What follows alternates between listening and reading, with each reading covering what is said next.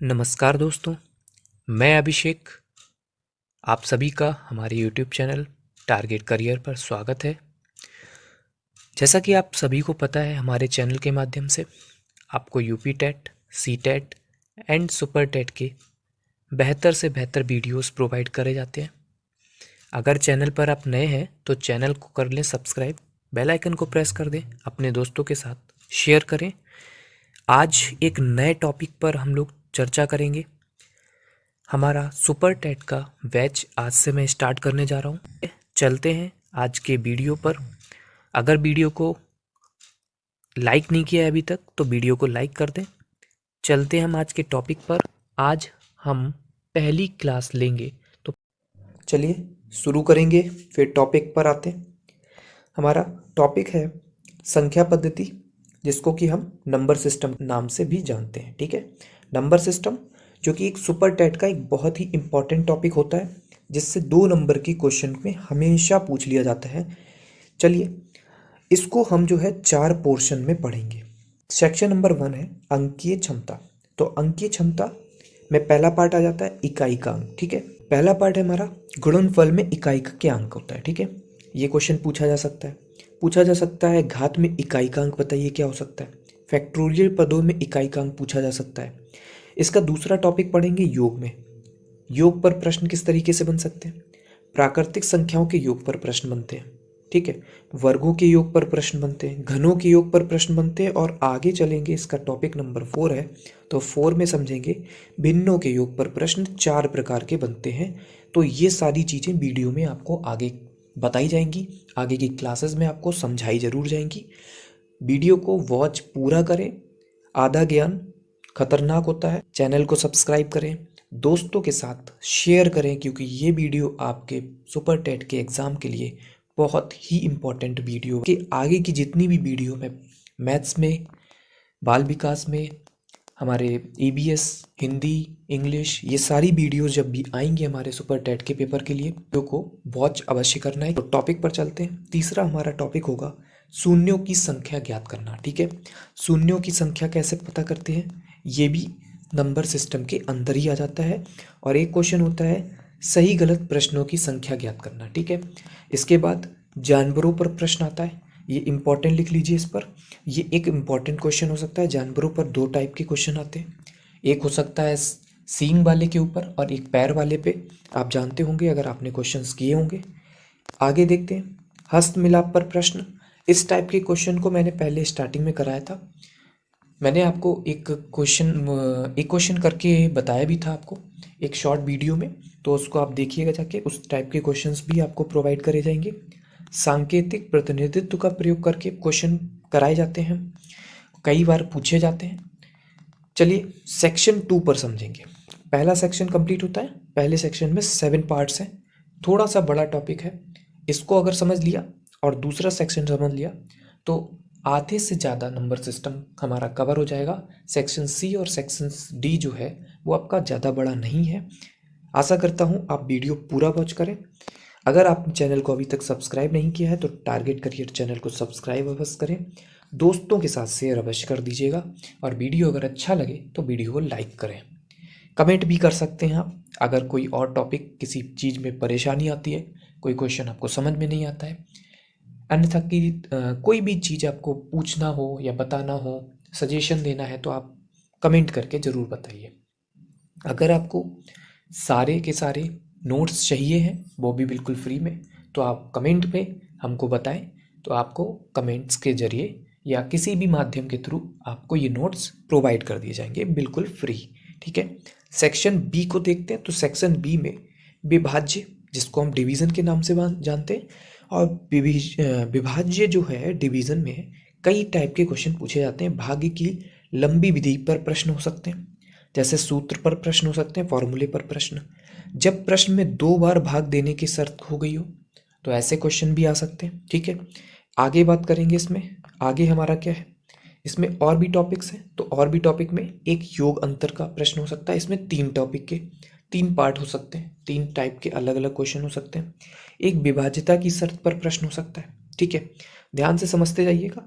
घातांकीय भाग का फल हो सकता है, इसमें सूत्र पर प्रश्न हो सकता है। घातांकी योग के भाग पर प्रश्न हो सकता है, और शेषफल प्रमेय ये आपने बहुत ही ज़्यादा इंपॉर्टेंट है ये, यूपी टेट के एग्ज़ाम में पूछी जाती है, सुपर टेट के एग्ज़ाम में, सी टेट के एग्ज़ाम में, जो अदर स्टेट के एग्ज़ाम है उनमें भी पूछ ली जाती है। ठीक है, सुपर टेट के एग्ज़ाम में इसको इम्पॉर्टेंट लिखा गया है, तो इसको आप ध्यान से समझिएगा। रिमाइंडर थ्योरम इसको इंग्लिश में बोलते हैं। अब बात करते हैं इसका सेक्शन जो है, सेक्शन 4C से पहले आप एक चीज़ और समझ लीजिए। चौथा इसका पार्ट है भाग के गुणनफल विधि पर प्रश्न। ठीक है, इसको भी 2 पार्ट में मैंने डिस्ट्रीब्यूट किया गया है। ठीक है, सेक्शन सी देखते हैं। सेक्शन सी थोड़ा सा छोटा है उससे, और सेक्शन 4 में तो कुछ भी नहीं है। सेक्शन सी में गुणनखंड, गुणनखंड मतलब फैक्टराइजेशन, किसी चीज़ के फैक्टराइज करना, जैसे कुल खंडों की संख्या ज्ञात करना, यहाँ पे संख्या लिखा गया। ठीक है, कुल गुणनफलों की संख्या ज्ञात करना, ये सेम टू सेम हो गया, कोई बात नहीं। अभाज्य गुणनखंडों की संख्या ज्ञात करना। ठीक है, ये 3 टॉपिक इसके अंदर आ जाते हैं। एक और हो सकता है, मैं जब समझाऊंगा तो अच्छे से इसको डिटेल में बताऊंगा। अभी तो मैं आपको सिलेबस बता रहा हूँ कि नंबर सिस्टम में कितने पोर्शन है। नंबर सिस्टम काफ़ी बड़ा है, इसलिए आप पूरा इसको देखें, एक एक पोर्शन को देखें। मैं एक एक वीडियो को प्रोवाइड करूँगा। रोज़ सुबह 9 बजे आप वीडियो पर आइए, देखिए, लाइक करिए, कमेंट करिए, अपने दोस्तों के साथ शेयर करिए, और सुपर टेट के एग्ज़ाम में आपको बेहतर रिजल्ट मिलेगा। अब बात करेंगे इसके सेक्शन 4 के बारे में। तो सेक्शन 4 में कुछ 2 ही टॉपिक हैं। विविध प्रश्न, जैसे मिससेलेनियस क्वेश्चंस बोल सकते हैं इनको। अंकों से संख्या बनाना, और संख्याओं का सामान्य परिचय देना, जैसे इंट्रोडक्शन वगैरह। संख्याओं के सामान्य परिचय के बारे में बात हो सकती है, क्वेश्चन पूछा जा सकता है इस पे। और जब ये आएगा तो मैं इसके बारे में डिटेल में आपको बताऊंगा, एक एक क्वेश्चन करा करके आपको समझाऊंगा किस तरीके से कैसे क्वेश्चन पूछे जा सकते हैं। यूपी टेट, सी टेट, अब आगे के कोई भी एग्ज़ाम आप देने जाते हैं, कोई भी शिक्षक भर्ती होती है, तो उसमें आप इन तरीके के क्वेश्चंस पूछे जाते हैं। कई टाइप के क्वेश्चंस होते हैं। ठीक है, तो नंबर सिस्टम से एक भी आपको नंबर नहीं दबाना है। अगर 2 नंबर का भी पूछा जाता है क्वेश्चन, तो आगे से अब एक भी नंबर आपको नहीं गंवाना है। पूरी वीडियो देखिए। आगे बढ़ते हैं, अब कुछ क्वेश्चंस को सॉल्व करेंगे आज की वीडियो में। ये रिवीजन था आपका कि सिलेबस आप देख लीजिए, और अभी आपने चैनल को सब्सक्राइब नहीं किया तो चैनल को सब्सक्राइब कर लीजिए। आगे बढ़ूंगा, आज मैं प्रश्नों को लेके आया हूँ। कुछ क्वेश्चंस आप प्रश्न के माध्यम से सॉल्व करेंगे। तो पहला है हमारा, पहली आप हेडिंग डाल लीजिएगा, गुणनफल में इकाई का अंक। ये पहला टॉपिक था हमारा, आपको मैं दिखा भी देता हूँ। ये टॉपिक हमारा कौन सा था? फर्स्ट टॉपिक था हमारा। आप देख सकते हैं यहाँ पे मैंने लिखाया था गुणनफल में इकाई का अंक, और इसी टॉपिक को मैं अब स्टार्ट करूँगा। इस टॉपिक को स्टार्ट करने से पहले मैं चाहता हूँ कि आप अपनी कॉपी निकाल लें और कॉपी पे आप लिखना शुरू कर दें, क्योंकि ये इंपॉर्टेंट क्वेश्चंस यहाँ से स्टार्ट हो जाते हैं। यहाँ से आपका नंबर सिस्टम पूरी तरीके से स्टार्ट हो जाएगा। चलिए समझते हैं इस चीज़ को। लिखा है 257, 68 मतलब 68, 7689 और 54 और 383, इन सभी को क्या किया गया है? गुणनफल, इनटू लगा हुआ है यहाँ पे। गुणनफल में इकाई का अंक पूछा जा रहा है, तो इकाई का अंक फाइंड करने के लिए आप क्या करें? बहुत ही सिंपल ट्रिक आपको लगानी है। इन सभी नंबर्स की लास्ट डिजिट को आप नोट कर लीजिए। सभी डिजिट में लास्ट डिजिट आपको देखनी होगी सभी नंबर्स में। तो सभी नंबर्स की लास्ट डिजिट इनटू करके लिखेंगे। 7 इंटू 8 इंटू 9 इंटू 4 इंटू 3, इस तरीके से आपको लिखना है। लास्ट की डिजिट को ध्यान में रखना है, लास्ट डिजिट को ही लिखना है। इकाई की अंक की बात हो रही है और इकाई का अंक आपको नहीं पता है, तो लास्ट वाली डिजिट को देखिए। जैसे मैंने लिख दिया 2000, इस तरीके से लिख दिया, तो इकाई का अंक हो गया हमारा 3। ठीक है, तो इस तरीके से आप पहचान जाएंगे कि इकाई का अंक कौन सा होता है।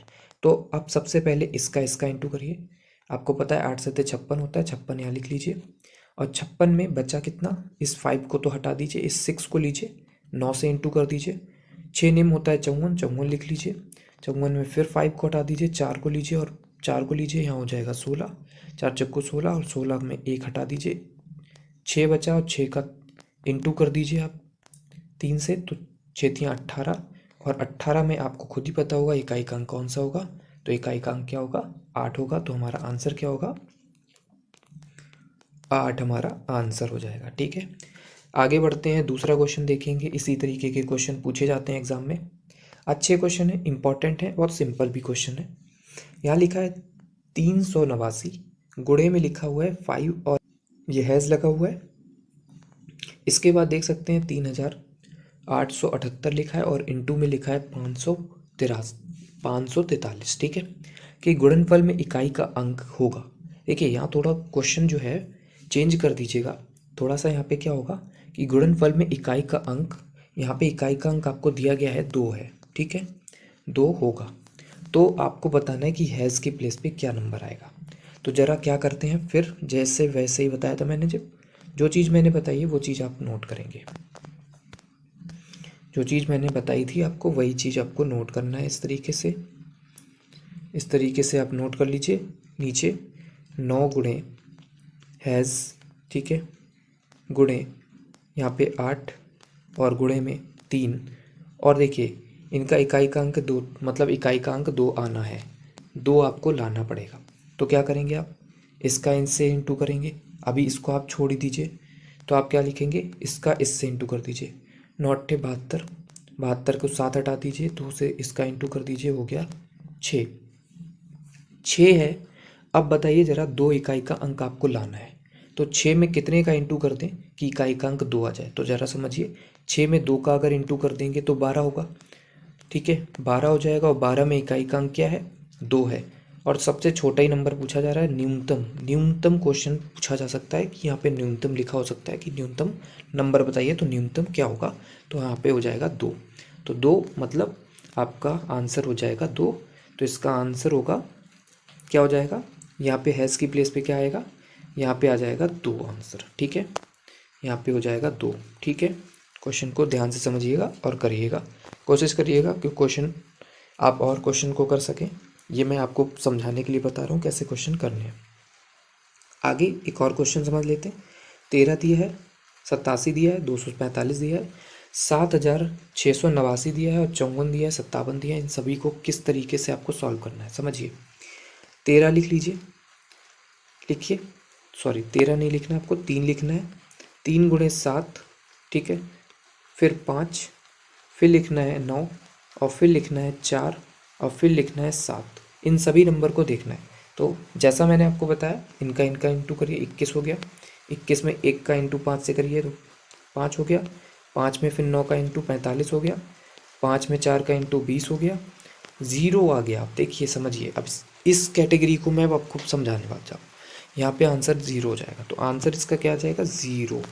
कैसे 0 हो गया, अब ज़रा ध्यान से समझिएगा इस चीज़ को, बहुत फोकस तरीके से। इसको मैं थोड़ा सा जूम करूँगा तब मैं आपको समझाऊँगा।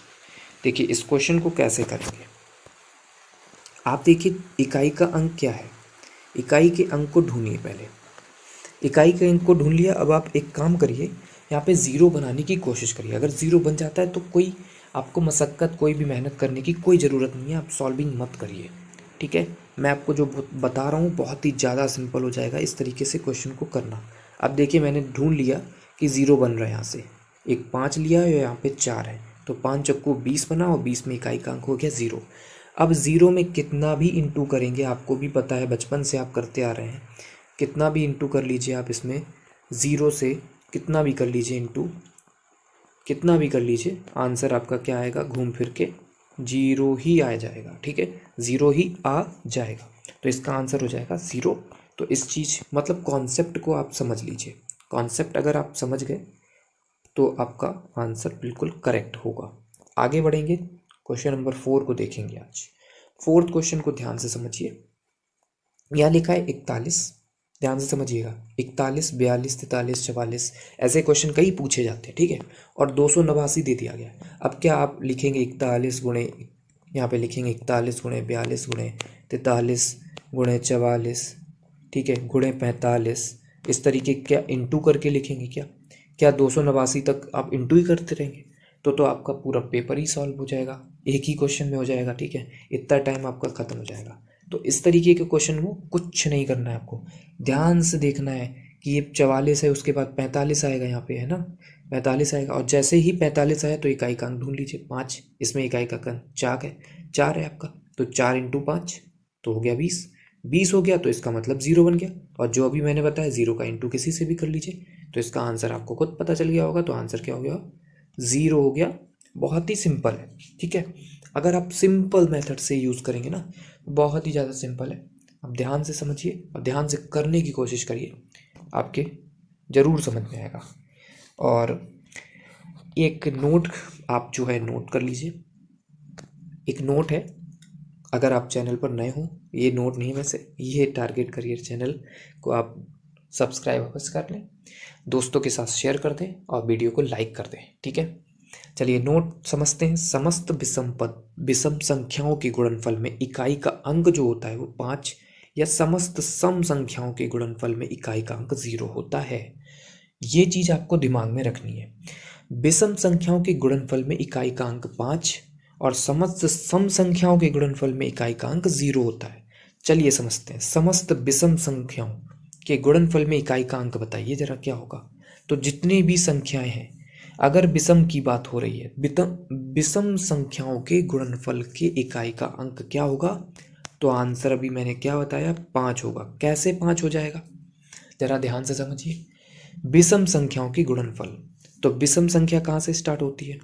1, 3, ठीक है, इनमें इंटू लगाया जाएगा। ठीक इस तरीके से आपने किया, और आप ध्यान से समझिएगा इस चीज़ को, बहुत बहुत ही क्लियर हो जाएगा, आपके समझ में आ जाएगा एक बार में ही। इस तरीके से मैं विषम संख्या में नोट कर ले रहा हूँ, ठीक है। इस तरीके से मैंने इतनी संख्या लिख ली, ये विषम संख्या है। 3 का एकम 3, 3 पचे 15, 15 सत्ते 105, 105। अब जब भी इंटू करेंगे ना तो ये 5 हमेशा आएगा। तो यही बोला जा रहा है कि 3 से 5 में इंटू कर दीजिए, 15 बनेगा, और 15 में 5 आएगा। अब ये 5 हटेगा नहीं अपनी पोजीशन से, तो इसलिए विषम संख्याओं के गुणनफल में इकाई का अंक हमेशा 5 होता है। ये चीज़ आपने दिमाग में रखिएगा, क्वेश्चन को करने की कोई ज़रूरत नहीं पड़ेगी।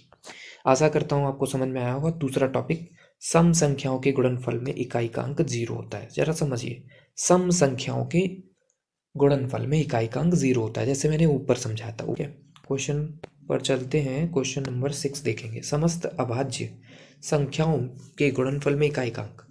अभाज्य संख्याएं कौन सी होती हैं? सबसे छोटी अभाज्य संख्या क्या होती है? 2 होती है, ठीक है। 2 हो गई।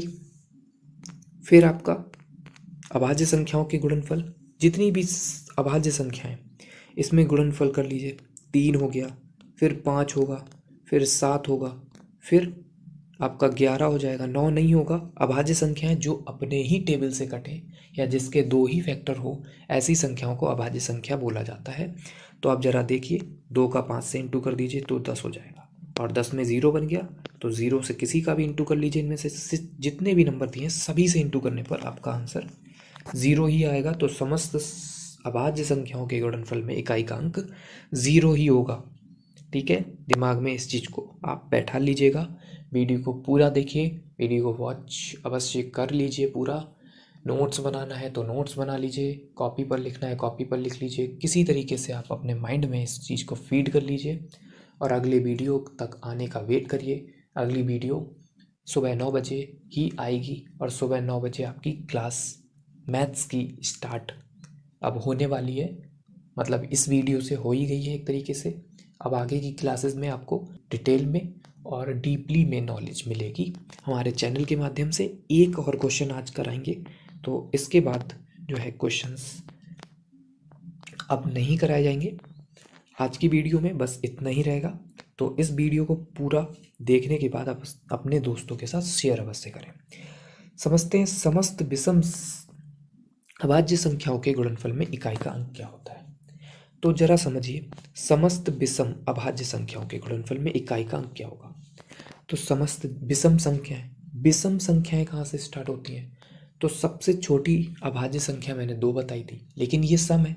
तो अब बात करूंगा मैं 3 के बाद क्या आएगा? 5 आएगा। अभाज्य संख्या ही लेनी है। 2 तो सबसे छोटी अभाज्य संख्या होती है, लेकिन वो सम होती है, इतना दिमाग में रखिएगा, ठीक है। यहाँ पूछा जा रहा है विषम, ठीक है। दिमाग में ये चीज़ बैठा के रखिएगा। मैंने जो बताया वो 2 बताया, लेकिन 2 क्या होता है? ये सम हो गया। क्या हो गया?